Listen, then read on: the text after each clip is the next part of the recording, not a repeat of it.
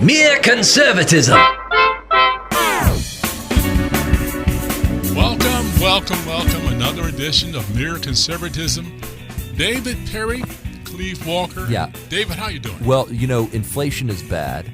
Oh, really? The economy is rough. Yeah. Foreign policy is in shambles. Yeah. Our president is mentally incapable. He's the most powerful person in the world. But some people have real problems, Cleve, like squirrels in their attic. Yeah, David was telling me off mic about the fact he's battling these, three squirrels? Well, I've seen at least two together. In your attic? Yeah. Wow.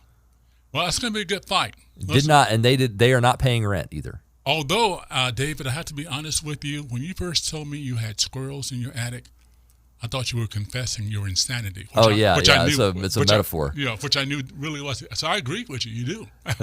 All right. That's what Biden has. Actually, he has hamsters or something smaller and I don't meeker. think Biden even has an attic, but that's another story. Yeah. Another story entirely. But it will drive you crazy, some of the stuff going on right now and some of the things we're going to talk about. I'll be honest. Every now and then I have to turn off the news because it's enraging. It's insane. Don't you ever feel that way? Yeah. There's a Twitter account called Clown World. It's the image of a clown and then the image of a world, the emojis. And that I feel so often the things that happen in our world today is Clown World. Yeah. It's ridiculous. It's outrageous, the things that you see going on. That we have gotten to this point. It's not a good sign. Not at all. As a matter of fact, it just makes Babylon Bee seem redundant. I'm serious. I used to read Babylon Bee because they came up with all these amazing insights that were so weirdly extreme to demonstrate a point. And now their stuff sounds like everyday stuff to me. Yeah, they're going to have to come up with some news. You got to check it now to make sure it's not the bee, right, or if it's actually the bee. That's how bad it is. No doubt about it. Well, your friend and mine, Senator Lindsey Graham, who is the senator from the state of South Carolina, where I am from. You're from Georgia. So your buddy. My buddy. He introduced the Protecting Pain-Capable Unborn Children from Late-Term Abortions Act. I'm sorry, that's a mouthful. But it's a good bill to me. That law will set a federal minimum protection for unborn kids that's in line with what the Europe has already. Because Graham says what the Democrats want is to have abortion provided right up until the moment of birth, which they do, and they have their own legislation that they're putting. So he's I'm going to put mine in place. Now, I wonder what your opinion about this is, because I'm hearing different sides. Some saying, hey, man, you're just being a distraction from all this other stuff that's going on, plus the Democrats want abortion to be an issue. They're using it. So don't do it. Others are saying, yay, Lindsey, we're pro-life, we're right there with you. Where does David Perry come down on all this? Oh, really? You want to know that? I really do. Okay, well, it's not a short answer. None of your answers Well, are. because my short answer wouldn't probably make a lot of sense to you or most people. I don't think it's a good thing. Okay. So that doesn't really make sense because I'm very, very pro-life. No, it does. And I have been on record saying that if I was voting on a law, I would vote for any law that limited abortion in any way. Okay. So one criticism of this particular law is that it doesn't go far enough. Okay. Is what was it, a 15-week ban? Basically, it's about a 15-week ban, Yeah. And a lot of people say that's also unjust. You shouldn't have them before 15 weeks either, and so a lot of people are opposed to it because of that. Again, I would vote for any bill that limited abortion in any way. Right. You got to move the ball and take a win where you can get it. I also think that Lindsey Graham is basically correct that the American left is very out of step with America when it comes to their position and their beliefs on abortion. He's saying they're out of step with the rest of the modern world. Yeah, I don't really care about the rest of the modern world, but yes, that is true too. Okay. A lot of people, when polled, say that they wanted Roe v. Wade to stay in place. Mm-hmm. And they probably honestly believe that. But when you get to the details about abortion policy, most people are okay with limiting abortion to the first trimester, which is, by the way, 12 weeks. Right. So again, that's still too late for me. I don't think abortion is okay, but that just goes to show you where most people are on it. Right. And Lindsey's bill would be something probably supported by a lot of Americans. However, I also agree that it's not the best time to bring it up. It's a distraction. Because there's no chance of it getting passed or going anywhere. Right. Lindsey's idea might be a couple things. So there's two things that possibly it could be. Number one, he wants to bring up this bill to expose the radical position that the left has on abortion. Bingo. So if abortion is going to be an issue, let's be honest about the issue and show where you really stand on it. That's Democrats. that's the reason I like it. But go ahead. Some people think that he's bringing it up because he wants Republicans to lose the midterm. Now that, David, is a new one. You haven't heard that? No. So there are some people on the right that think Lindsey Graham is a rhino. He doesn't want Republicans to hold the majority because then they're actually going to have to do some stuff. And Lindsey doesn't want to do anything. So he does not want the Republicans to have the majority in the Senate. So he's going to bring up this issue that drives Democrat turnout. Now, however you feel about this issue and whether or not a 15-week ban is a good idea morally, that's the law we should have. I do think that it's a law that should go into place. But the abortion issue does drive Democrat turnout. Mm-hmm. So it is not an irrational argument to say if you want to win the midterms, it's not irrational at all to say we need an issue other than abortion to run on. And there are many, many, many issues for Republicans to run on other than abortion, because the abortion issue is going to drive Democrat turnout. We want to run on the economy. We want to run on inflation. We want to run on the transgender madness. Some of that stuff is actually going to drive turnout for Republicans and depress turnout for the left. So I actually agree with that argument. I think it's a good law. I would vote for the law. I would even go further if it was my preference. But you know what my preference is compared to what you're going to be able to get passed is two different things. So I would do this, but I don't think that Republicans need to make abortion an issue in the midterms because it's going to drive Democrat turnout. See, I have an approach that's sort of what you say, but it's different, David. I believe in an all of the above approach. I believe that every issue, including abortion, should be included in a GOP campaign. Now, for me, it's the deciding issue because not just on a political vantage point, if we do not stymie this continued desire to kill innocent babies, I believe America loses no matter what happens on all of the other issues you're talking about. But that's a different story. That's me and divine sovereign judgment of God type stuff. So that's not a political point. I just believe America stands or fall by her response to the shedding of innocent blood. And so I stand with that. Secondly, I don't like the bills from the Democrat, definitely, but also from Lindsey Graham for this one reason. I don't believe it should be decided at that level. I believe that Roe v. Wade made it possible for us to fight state by state for this. So I don't want the Democrats and I don't want the Republicans establishing something that Congress now mandates, okay, instead of the states doing it. However, the only reason I still like it to the extent I do is that there are a lot of people, I've talked to them, who did not know that the Democrats believe in abortion that late. I mean, again, I think it should be at birth, okay, that abortion should be banned. But not at birth, at conception. But having said that, I know it's not going to happen, unfortunately. So I'm whatever restriction, but it should be decided state by state. And I think Lindsey Graham was doing two things. I think he was doing political posturing, okay, but you can do political posturing and still do the right thing. It's just for the wrong reason. Yeah. But I do think more people need to know how radical the Democrats are on the issue of life. Yeah. And then I'll let you say what you're going to say. I don't really think it. I think it's the ground that I will not back away from. It's the mountain, the hill I want to die on. That's me. But you go ahead. I don't even think political posturing is a bad thing necessarily. Well, if I think it's fine, and it is what it is. Okay, it's politics. You have to be strategic at times with how you do things, and that's actually why I don't like proposing the law when he did it. I just don't think that it's strategically the best thing to do. We all know that Republicans are pro-life. We all know that. That's in the Republican platform. Okay. And you can be that without making that the issue that this election is about. Okay, we just won a huge victory in the Supreme Court I hear you. with the Dobbs decision.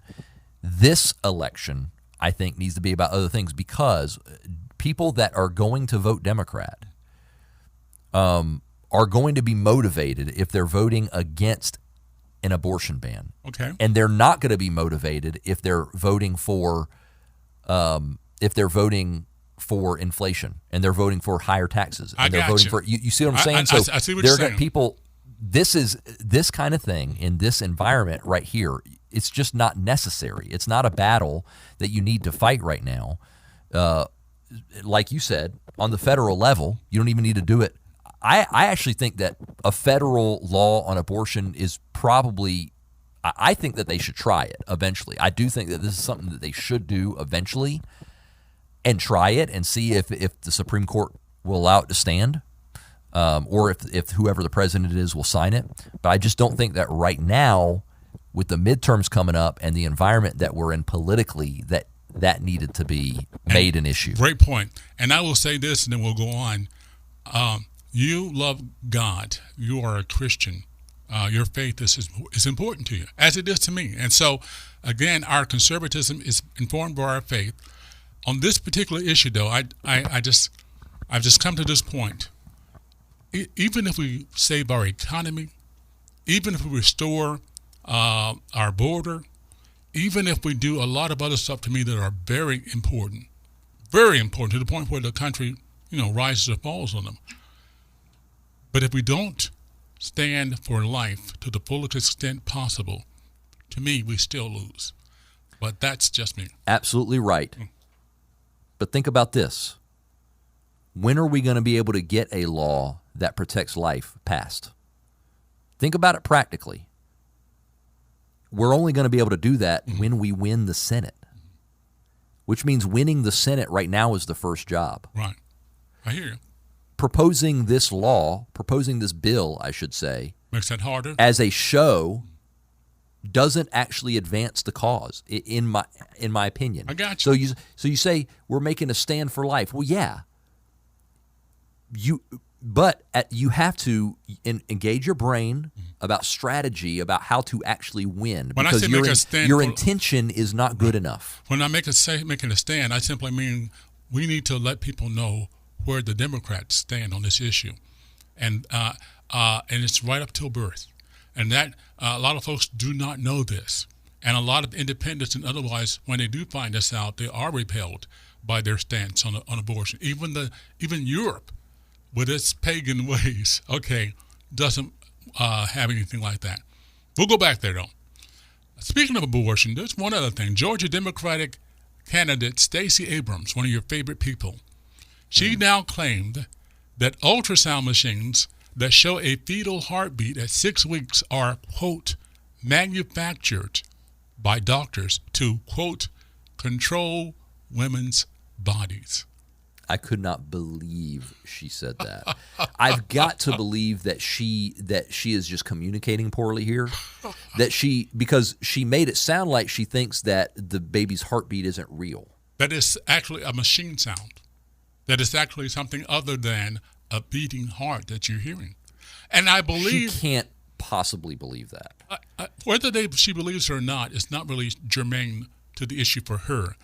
The fact that she can say this and not have the media lambast her with this statement, she says it because she knows it's not going to happen. And it hasn't, with the exception of Fox and some other outlets. It hasn't happened. This ought to be one of the most outrageous things. And if I'm Kemp, I'm putting that in a campaign ad. Mm-hmm. Even though, like you said, you don't want abortion to be front and main, when they make statements like that, we got to call them out on it because the media won't, David. They will not. Well, and what she's probably thinking, and what she's, first of all, she she's a Democrat and she loves abortion. Right. It's a sacred right. And let's not pull any punches when it comes to the left. They like abortion. They think it's a good thing. Mm-hmm. They actually, it's not one of these safe, legal, rare things that they really hate abortion. It's a virtue to but them. Man, they gotta, they have to make it available for those tragic circumstances. No, they like it. They think it's good. And so she thinks it's good, and she knows that when mothers at 5-6 weeks of pregnancy hear that heartbeat, she knows what women think and what a mother thinks and what goes through her mind when she realizes that's my baby's heartbeat. Right. It's also, though, David, because most women won't have an abortion after they hear that heartbeat. And it even goes beyond the heartbeat. Most of the pro-choice folks don't even want an image of a child in the womb by ultrasound because it's undeniable what that is. They're doing what they can to separate the mother from the reality of what's going on. Definitely. Because they know it, because we've seen this happen. When they are confronted with the reality of what's happening, many, many, many women, they can't do it because they have some humanity in them. They realize that this is a person that they're destroying. And Stacey Abrams is doing what you said the Democrats are doing. They're using the abortion issue to gin up excitement and energy on their side because they don't really have it. They're trying to drive turnout. So for her, this is what she's doing, even though this is the awfulest statement. I mean, look what she said. No, that's it's all illusion. That's not real. That's not really a heartbeat. It's very sad that she would say that. Kemp needs to use that against her, and I'm pretty sure he will. By the way, latest polls show Kemp increasing his edge on her. I don't know if he knew that or not, but I did see that he's making progress. Kemp has been a great governor. Yeah, well, he's been very good. That's been good for him, but it's nice to see that. I think that apparently Stacey is desperate. She sees it slipping away from her, and so she's going to do stuff like this. And hopefully, I think she's hoping that the Republicans will overreact or again make her look like the champion for abortion. Mm-hmm. That nobody else is. So she's got to do something. Yeah, we're only 6 weeks away or so from Election Day. Isn't that amazing? So we're really getting into the final stretch. You know, once October hits, we're really in the final stretch, and our candidates will start to make their final pitches. Because don't forget, there's early voting, right? And in Georgia and all over the country, and so candidates really need to. They're about to start their final push towards the election here. It's coming very, very soon, and this might be part of hers. It's the only thing she's got. She's got nothing else, okay? Now, one of the things that has happened with Biden being in office is the thing I feared most. I feared this more than anything else, David. More than anything else, I feared this, that Biden would truly become a wartime president, okay? Because he's not the guy I want in office at a time like this. Now, we know what Putin has said. Putin has said, listen, you push me harder, and we will use nukes. North Korea, listen to this. North Korea leader Kim Jong-un warned that his country is willing to use nuclear weapons against the U.S. and South Korea. Okay. We know Iran has no respect for us. We know China has no respect for us. Again, having a weak, feckless leader at a time like this is destabilizing the entire world and could bring about a war because of the vacuum. What do you think about that? The world, there's so many things to say about world politics right now. First of all, North Korea, they always say that. Yeah, but and it's always true. I mean, they are. Any moment they could do it. But they're, the thing about Putin is that he could actually do it. He's desperate. He is desperate. He is grasping to power also in his own country. If he were to be assassinated in his own country, that could also lead to conflict in the world. That we wouldn't want to see. There are many on our side are hoping that that's what happens. But they're going to be careful because I'm just telling you, the world is... Peace is very elusive. Or maybe I shouldn't say elusive. It is. It can be elusive. it's not stable right now. I mean, the world is teetering. And the reason it is because of weak American presence. That's what I'm saying. The strong America, like it or not, America is an empire in many ways. And it keeps the peace in the world. And when it is weak, there's no telling what's going to happen. And I feel like we're in that situation right now. And the bad thing is that we have 2 more years of a Joe Biden presidency to navigate our way through without an awful world conflict. I mean, there already is a conflict in Ukraine, but that wouldn't be considered a world conflict the way I'm talking about. Right. I'm talking about like World War style, where major powers are going at each other. Right. So we're in a very precarious situation, and it's compounded by world economic markets, things that a lot of the big banks are doing, the Klaus Schwabs of the world, and all these powerful people that want to manipulate currency and manipulate energy, and all kinds of things they're doing. I so wish that our country was in a stronger position, and it would be if we had a president that would do the right thing when it comes to energy, when it comes to standing with our allies in the right way. Energy has a lot to do with it, and a whole lot. Oh my goodness! I mean, Biden is not just weak in the sense that he doesn't know what to do, but he is. I mean, he's doing the wrong thing. That's my point. Yeah. So, I mean, every decision is doubling down on the exact opposite things that needs to be happening now, and it just blows me away. Yeah. Well, he's done a couple of things that are probably good. You know, the producing microchips in the country. You know, that recent law that was passed where they're going to start making microchips here, which is good. Yeah. Taiwan is like, oh, why don't you just let us make them and then please protect us? Right. Taiwan is worried about that. But so that's one thing. But for the most part, yeah. I mean, he's doing the wrong thing. If he did nothing, that would be an improvement. And with China, with Russia, with Iran doing what they're doing, with our allies not trusting us, being able to count on us, with Europe being at the mercy of Russia with their energy, it's a very precarious position that we're in. Now, I'm going to tell you something, and this sounds awful. Okay, this sounds terrible, what I'm about to say. I believe that the progressives in power actually want this instability. They want it domestically, and they want it on the foreign scene because they know that during times like that, then the government can seize emergency powers to do whatever is necessary, and it can. Yeah. So for them, I hate to say it, but destabilizing America, destabilizing everything else, for them, it leads them closer to their cause. Yeah, and we're vulnerable. The world is vulnerable, and the United States is vulnerable. And you want to know one reason the United States is vulnerable? Why? It's transgender ideology. And because it is the moral things, it is the moral common sense stuff that feeds it sets a tone. Right. You know, you can't just say, "Oh yeah, we're in a tricky situation in the world." No, all this is related. There was a story out this week that went viral of this teacher in Canada, this shop teacher who decided that he was going to wear these gigantic prosthetic busts. Yes. So he has this giant prosthetic bust, and when I say giant, I mean like abnormally unhuman sized bust. Right. He's a shop teacher, and the kids are like taking pictures of it, posting it. It went viral.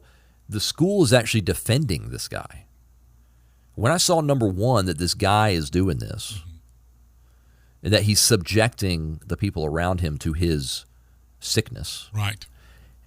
And then that the school is actually going to defend him. And in Canada, if anybody says anything about him, they are probably going to go to jail because be fined or something. Because Canada, right? Okay, because right. They're awful.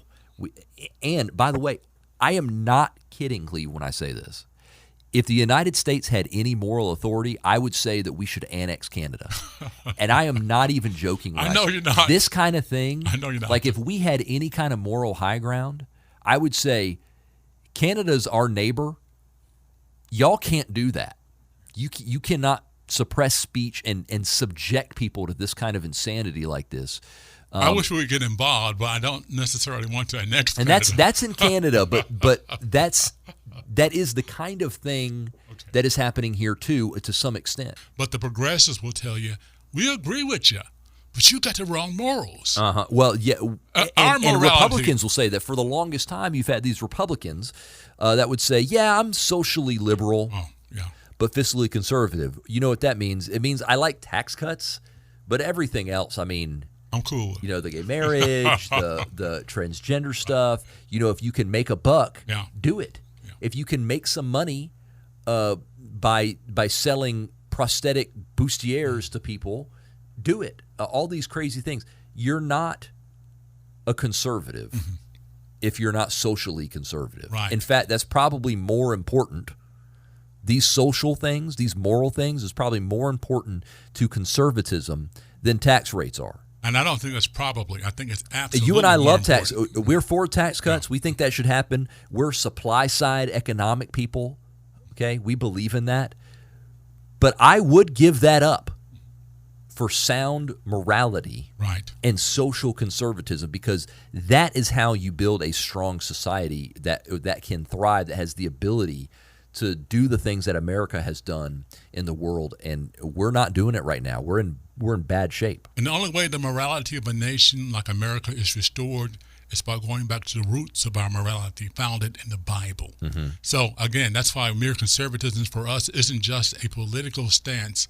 It's a reminder that right now the system we've had in America is the closest thing to the biblical priorities in the Bible, and that is what made America great. David, great discussion. You can hear it again, how and when and where and by whom. Check it out on, it's going to be by us again. Sorry. Same crew. You can find it on YouTube. Just search for MereCon Podcast. You can find it on Facebook, Apple Podcasts, on Spotify, all that stuff. And despite all the bad news, keep the faith. That's not over with yet. David Perry and Cleve Walker from Mere Conservatism. We will see you later.